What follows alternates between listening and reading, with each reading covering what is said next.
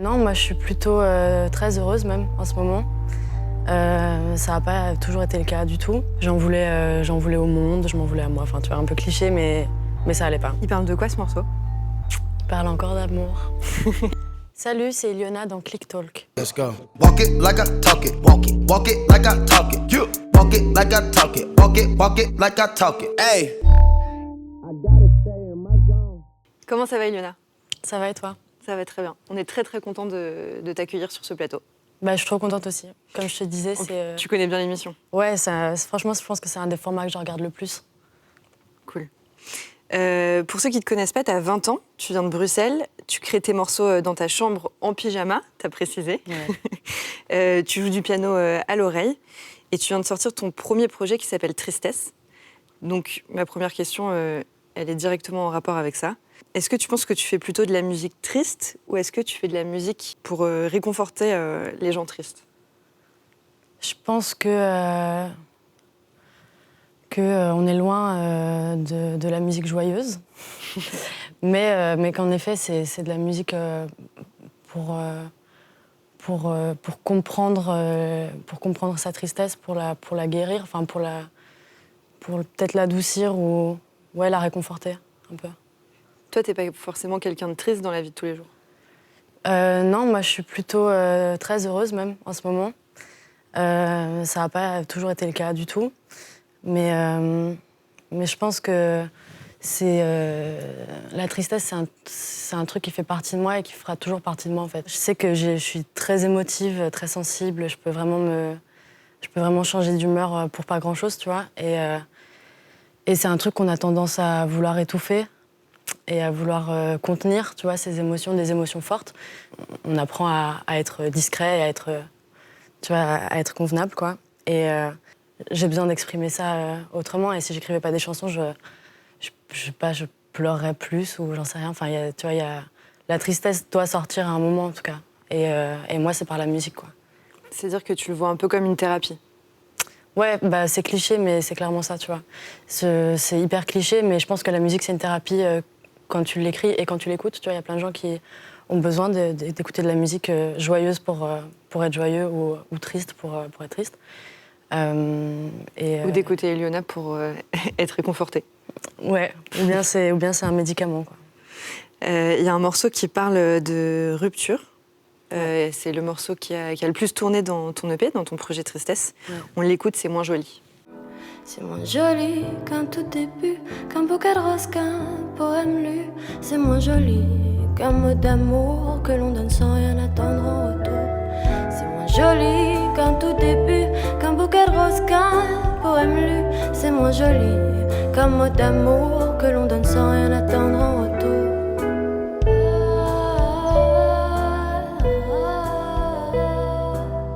Dans ce morceau, tu dis timidement, on s'est dit restons amis, comme si c'était beau. Est-ce que pour toi, c'est possible de rester amis après une rupture? Après coup, non, pas du tout. Au début, tu le pensais? Bah, je pense que je l'espérais. Après, c'était peut-être pas pour les bonnes raisons. Après, enfin, tu vois, moi, je suis jeune, j'ai pas encore eu beaucoup d'expérience amoureuse, donc j'espère apprendre que c'est possible et le vivre un jour, tu vois. Ça n'a pas encore été mon cas, on va dire ça. Est-ce que c'est un morceau qui fait du bien à écouter quand on est en rupture? Ben, il faut demander ça aux gens qui l'écoutent ou non, tu vois. Moi, je sais pas. Je sais que, en tout cas, quand je l'ai écrit, je voulais. C'était une relation compliquée. Je voulais embellir un peu ce qui se passait vraiment, tu vois. Mais non, la vraie rupture, elle était dégueu, tu vois. Donc je sais pas si... Maintenant, moi, je lis, j'ai plus l'impression qu'elle m'appartienne vraiment parce que, en fait, elle se raccroche à aucun souvenir beau d'une rupture que j'ai eue qui était pas belle, tu vois. Mais finalement, t'en as fait une belle chanson. Sur le moment, j'en avais besoin, je pense. J'avais besoin de... En fait, la vérité, c'est que c'est pas une chanson que j'ai écrite au moment de la vraie rupture. Et je pense que c'est pour ça qu'elle est un peu bourrée d'espoir, tu vois. C'est qu'en fait, je l'ai écrite à un moment où c'était une espèce de semi-rupture avant que ça reprenne, en fait. Et donc, il y avait ce truc qu'on a quand on sent que ça va lâcher, mais on n'est pas prêt à ce que ça lâche. Et donc, en fait, on est toujours dedans, quoi. Et du coup, on est triste, et puis on se parle encore. Enfin, bon, tu vois. On se raccroche à des petites choses. Ouais, à des détails. Ouais, on connaît bien cette sensation. Toi, ta façon de composer des musiques, elle est assez solitaire. Tu dis que tu fais de la musique de chambre. Est-ce que tu peux m'expliquer comment tu définirais la musique de chambre ? Est-ce que c'est plus dans la création ou dans l'ambiance que c'est censé refléter à la fin ? C'est entre les deux parce que concrètement, j'écris, je crée dans ma chambre. Donc c'est juste de là que je dis ça, tu vois. Après, je sais que dans le rendu final, y a un côté chambre, forcément, parce que j'enregistre dans ma chambre avec un micro un peu nul. Enfin, tu vois, je suis pas du tout pro, je suis pas ingé son, tu vois. Donc tout est un peu comme ça, bricolé. Mais en même temps, c'est un truc que j'aime bien. C'est un peu un truc SoundCloud, tu vois, un côté maquette que j'aime bien. Je sais pas si plus tard, je me tournerai vers une esthétique un peu plus professionnelle, genre plus brillante. Mais non, je trouvais ça cool d'être fidèle à ce que je fais et pas vouloir rendre hyper pro un projet qui en fait et fait dans ta chambre. C'est construit très simplement, très vite aussi. Puis peut-être le fait aussi que ce soit des créations comme ça qui sont pas très très produites. Ça rend l'émotion peut-être un peu plus brute. Moi, j'ai un faible pour ça dans la musique. J'aime vraiment beaucoup les chansons qui sont très lisibles, tu vois. Après, il y a des chansons qui ne le sont pas du tout. Il y a des tonnes d'instruments et ça me fascine parce que du coup, même quand tu fais de la musique et c'est ton travail, tu n'arrives pas à lire tout ce qui se passe dedans et t'es noyé dedans et ça peut être fantastique. Mais moi, j'aime bien quand c'est très lisible et que c'est efficace. Du coup, ça met vraiment en valeur le texte, la mélodie, un accompagnement assez simple, un synthé, une batterie légère. Enfin, voilà. Et j'ai l'impression que c'est un truc que j'écoute pas mal. Enfin, c'est le genre de musique que j'écoute et c'est ce que j'aime faire aussi. Et toi, ce qui est incroyable, c'est que tu composes à la fois au piano et dans ton projet, il y a un morceau qui sort complètement du lot, c'est Marguerite. Ouais.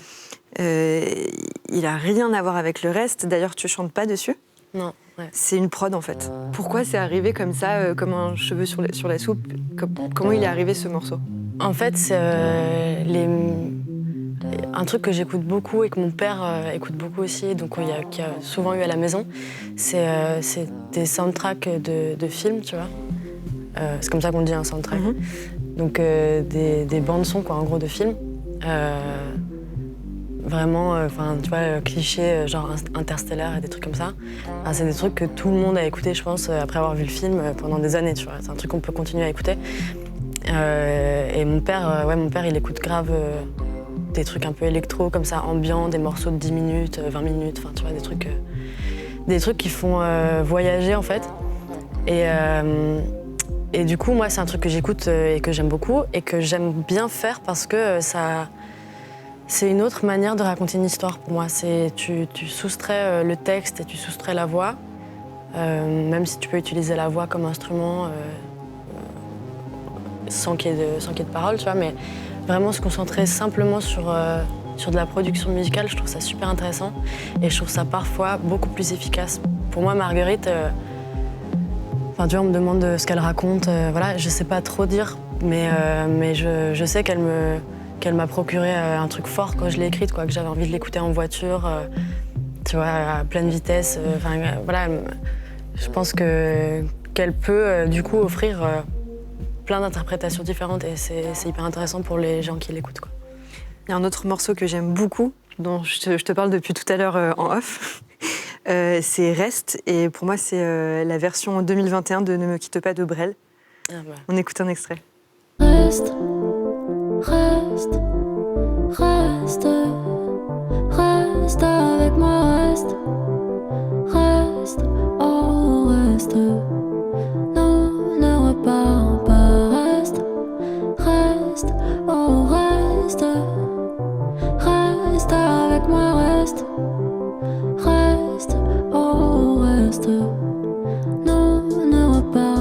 de quoi ce morceau? Il parle encore d'amour. Non, en fait, ce morceau, il m'a appris pas mal sur moi-même parce que je l'ai écrit vraiment en une après-midi, très très rapidement. Et en gros, c'était sur le moment, dans ma tête, c'était une explication assez simple de ce qui se passait dans ma vie, c'est que je suis en relation à distance et du coup, c'était un truc sur la distance, en gros, tu vois. Et en fait, après coup, mais longtemps après, genre quelques mois après, donc quand elle était déjà sortie et tout, avec mon copain, on en parlait et puis on s'est rendu compte qu'en fait, au moment où je l'ai écrite, ça allait pas entre nous, tu vois. Mais j'avais pas du tout l'impression sur le moment. Genre, je me sentais super amoureuse. Pour moi, c'était une chanson d'amour, vraiment de déclaration, tu vois. Et en fait, vraiment, on en a parlé, on s'est dit, putain, en fait, c'était reste pour de vrai, tu vois. Reste avec moi dans ce qu'on est en train de construire ensemble. Et... Reste amoureux, non? Ouais, c'est ça, reste amoureux, accroche-toi, où est-ce que tu vas, tu vois. Il y avait un truc comme ça. Et c'est drôle parce que c'est la première fois que je me suis vraiment surprise à avoir vraiment une deuxième clé de lecture qui m'apparaît, genre, oh putain, en fait, ouais, non, c'était pas du tout là-dessus, c'était plus profond, tu vois. Et non, c'était trop bizarre. C'était vraiment bizarre parce qu'en plus, elle était vraiment déjà sortie. J'avais un truc où c'était plus ma chanson déjà, elle appartenait aux gens, ils l'écoutaient et tout. Et moi-même, je me la reprenais en mode, oh ouais, ok. Mais c'est vrai que, comme tu dis, on peut l'interpréter en l'écoutant comme effectivement reste donc relation à distance, l'un qui part, l'autre qui reste, du coup. Mais c'est vrai qu'il y a quelque chose de l'éloignement des sentiments, le fait qu'à un moment, en fait, dans une relation, ça arrive très souvent qu'on s'éloigne, en fait, même au sein du couple, alors qu'on est tous les jours ensemble. Exactement. Bah, c'est exactement ça. Mais dans le clip, j'ai voulu aussi illustrer la distance qu'il y a, du coup, comme on disait, physique et sentimentale, ou sentimentale. Aussi en amitié, en famille, tu vois. Moi, je l'ai écrite, du coup, là, il y a pas très longtemps, en plein Covid, où plus personne se voit, en fait. Enfin, tu vois, c'est vraiment quand même une époque bizarre. Et ça affecte et nos relations amoureuses et toutes les autres, tu vois. Donc dans le clip, j'avais envie de faire des clins d'œil à ça aussi. Tes références dans la musique, c'est beaucoup aussi des chansons d'amour, des artistes qui parlent d'amour. Ouais. Et il y a une grande artiste qui a été une révélation pour toi quand tu étais adolescente, c'est Barbara. Et c'est ce morceau-là que tu as aimé. Je veux encore rouler des hanches, je veux me saouler de printemps, je veux m'en payer des nuits blanches, à cœur qui bat, à cœur battant, avant que sonne l'heure blême et jusqu'à mon souffle dernier, je veux encore dire je t'aime et vouloir mourir d'aimer. C'est quoi qui t'a touché chez Barbara en premier? Bah, Barbara, je l'ai découverte dans une période très bizarre de ma vie. À 15-16 ans. Et je me sentais en phase avec rien, en fait, à ce moment-là. Je pense comme beaucoup d'ados, en vrai. Enfin, tu vois, c'est un peu un âge bizarre pour tout le monde, mais je sais que même vis-à-vis de mes potes et tout, je sentais que moi, ça allait vraiment plus loin que le reste. Enfin, et donc, ouais, je me sentais seule. Enfin, je comprenais pas ce qui m'arrivait. J'en voulais au monde, je m'en voulais à moi. Enfin, tu vois, un peu cliché, mais ça allait pas. Et Barbara, c'était... bah, déjà, pour moi, c'était la première fois que je découvrais qu'il y avait écrire d'un côté, faire de la musique de l'autre, du piano et tout. Moi, je faisais déjà du piano. Et qu'en fait, c'était possible d'additionner les deux. Et que ça reste des textes complexes et que ça reste des mélodies complexes aussi. Donc la chanson, c'est pas forcément simple, c'est pas forcément, tu vois, bateau et tout. Genre, elle dit des trucs sombres, elle dit des trucs crus. Et bon, c'est toujours très, très bien écrit dans les mots et dans la musique.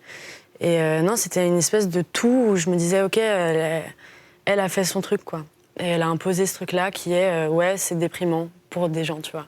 Il y a des gens qui trouvent ça déprimant en mode... mais ouais, c'est sombre, voilà. Et c'était assumé, et c'était son perso et son piano. Et puis c'était aussi très épuré, tu vois. C'était un ensemble de trucs qui me parlaient et qui m'ont du coup accompagnée, quoi. C'est une musique qui t'a fait du bien à ce moment-là? Cette chanson-là, ouais, elle m'a fait beaucoup de bien. Moi, j'ai écouté toutes les autres aussi, tu vois, mais celle-là, elle m'avait profondément marquée parce que elle est extrêmement bien écrite. Elle est écrite comme une histoire, comme une intrigue. Tu vois, il y a tout le long, elle nous parle de quelqu'un en elle, quelqu'un de féminin. C'est un peu glauque. On ne sait pas où elle veut en venir et tout.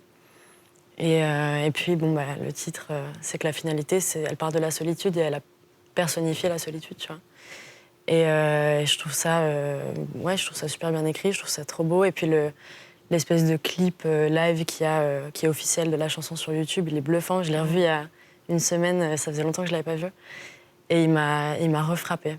C'est vrai qu'il est incroyable. Elle fixe la caméra. Elle est intense. Ouais, il est fou. Le morceau de Barbara dont tu parles, c'est Solitude. Toi, ton projet, il s'appelle Tristesse. Est-ce que, selon toi, la tristesse, c'est toujours plus ou moins lié à la solitude? Oui. Oui, après, on peut se sentir très seul en étant très entouré, quoi. Donc, forcément, c'est lié. C'est sentir... De toute façon, la tristesse, comme je te disais, c'est un truc qu'on dit très peu, qu'on montre très peu, parfois qu'on n'écoute pas soi-même, tu vois.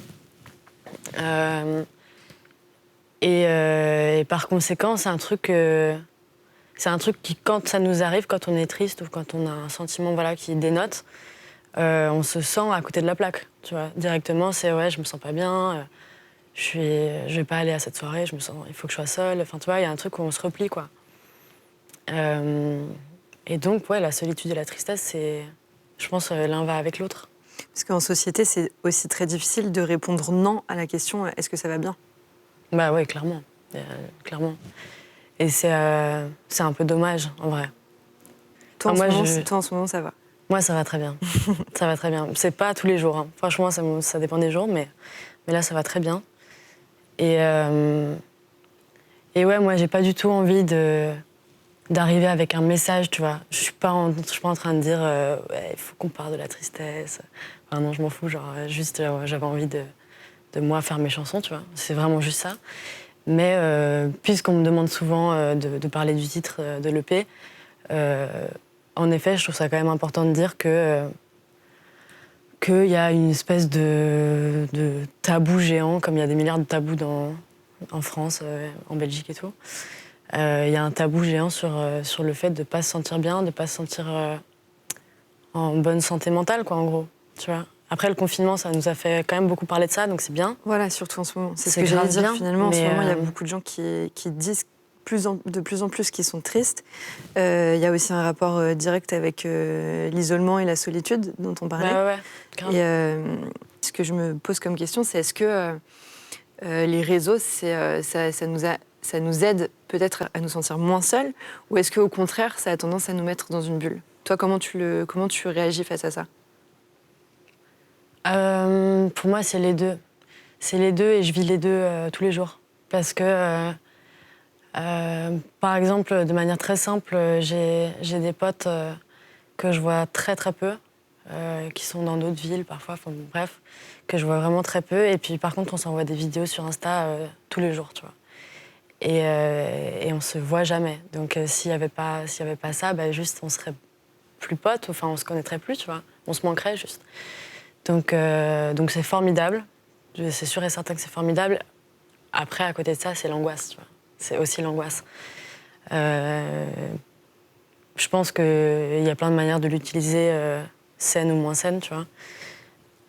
Je sais que moi, là, j'y vais plus trop, quoi. Je parle à mes potes, mais c'est tout. Et j'essaie de promouvoir au mieux ma musique, de faire des contenus qui me plaisent, mais parce que j'ai envie de les faire, tu vois. Mais tout le reste, c'est quand même, ça prend du temps. Et puis tu sais jamais sur quoi tu vas tomber aussi, tu vois. Tu peux pas prévoir ce que quelqu'un va poster ou ce que quelqu'un va t'envoyer comme message. Donc, faut être prêt, quoi. Tu ouvres ton application, faut être prêt un peu au pire, quoi. Sur ton Instagram, je suis tombée justement sur un texte que tu as écrit en octobre 2019, donc ça remonte assez. Très, très bien. où tu parles un petit peu de ça, de l'angoisse que les réseaux sociaux peuvent t'apporter. Bah, Est-ce que tu veux bien nous le lire Ouais. et me dire ce qui a changé depuis? Ça fait une semaine que je ne dors pas, que les réseaux sociaux me stressent. C'est hyper dramatique.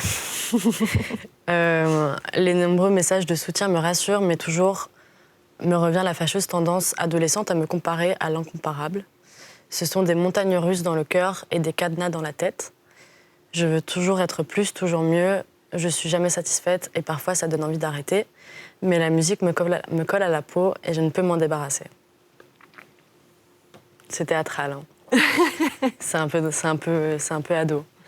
Mais Et justement, qu'est-ce qui a changé dans cette vision-là depuis que tu avais écrit ce texte et que tu montrais une sorte d'angoisse face peut-être à la pression de réussir ou à la pression sur les réseaux? tu sais que c'est un peu affolant parce que me dire que j'ai écrit ça il y a tant d'années, c'était il y a genre 2 ans, quoi, alors que j'étais nulle part.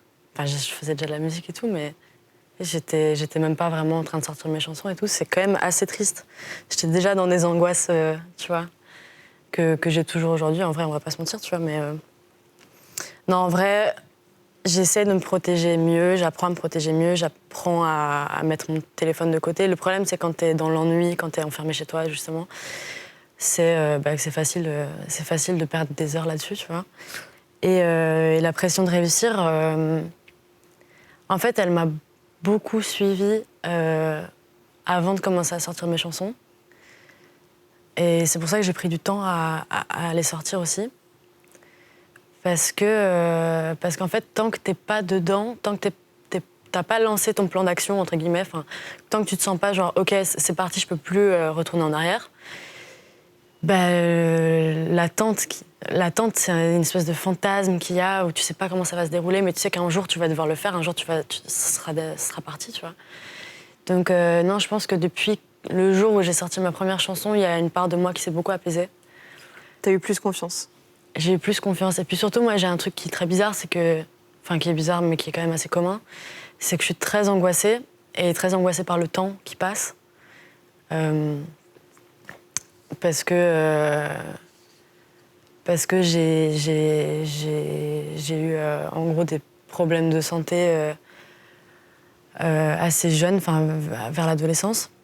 Et c'était la première fois de ma vie que, avant ça, j'étais assez déprimée, je m'ennuyais beaucoup et puis je m'en foutais, quoi. J'avais l'impression que la vie ça servait à rien, tu vois, qu'il y avait rien, quoi, en gros, qui allait se passer.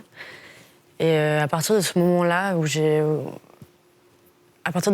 il y a eu vraiment un truc de ok, en fait, t'es pas immortel, tu vois. Et ça peut aller très vite, tu vois. Donc ça a été un moment très charnière, en fait, je pense.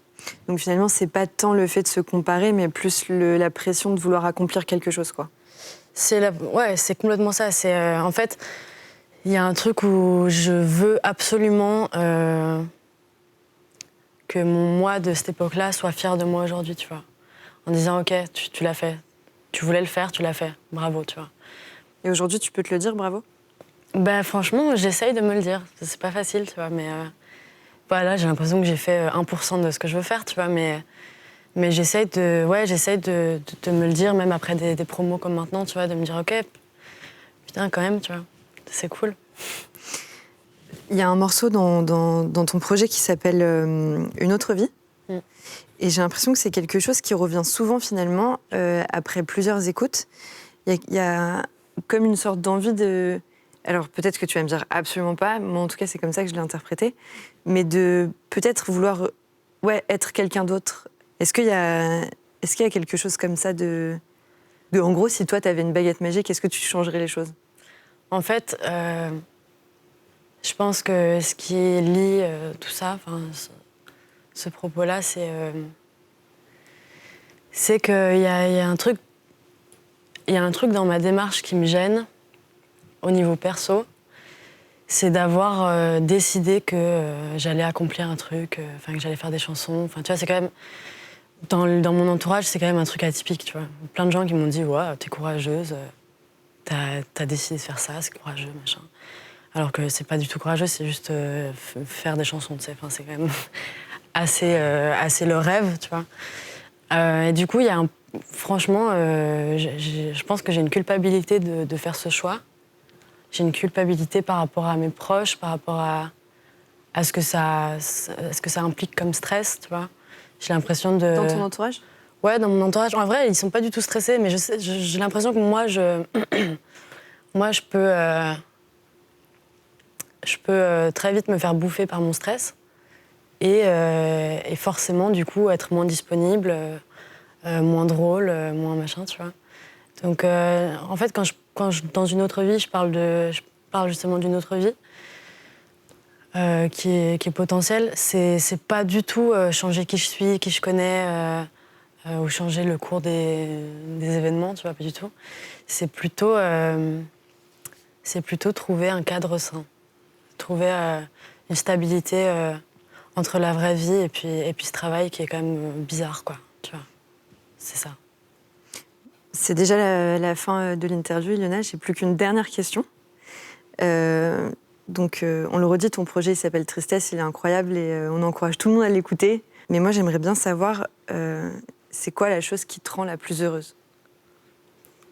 Il y en a plein. Franchement, j'ai jamais été aussi heureuse de ma vie, je pense vraiment. Parce que je suis en train de découvrir... l'amour sain. Enfin, c'est super perso, hein, mais c'est en train de changer ma vie. C'est en train de bouleverser quelque chose. J'ai toujours eu peur de donner ma confiance. Toujours eu peur de donner ma confiance parce que on est très vite déçus, tout simplement. Et j'ai été très, très déçue par des trucs. Et là j'ai l'impression que la vie peut être vraiment très, très belle, tu vois. Et qu'on peut surtout choisir qu'elle soit très belle. Et mettre tout de son côté en étant bienveillant avec nous-mêmes pour que ça nous arrive, tu vois. Moi, je sais qu'il y a plein de moments où je me suis dit, putain, je me mets trop la pression pour rencontrer des gens bien, tu vois. Je suis trop fermée aux rencontres parce que j'ai peur d'être déçue et tout. En effet, faut pas s'enfermer, tu vois, parce que on peut être très surpris. Mais je pense que c'est très bien aussi de savoir où sont ses limites et de savoir s'écouter. Donc si en ce moment tu es très heureuse, ton prochain projet, ce sera bonheur ? Certainement pas. Je trouve ce mot très, très moche. Mais non, je sais pas du tout. Je sais pas du tout le titre encore. En tout cas, on a hâte que ça sorte et on continue à écouter Tristesse. Merci beaucoup, Ilona. Merci à toi. Let's go. Walk it like I talk it. Walk it like I talk it. You walk it like I talk it. Walk it like I talk it. Hey.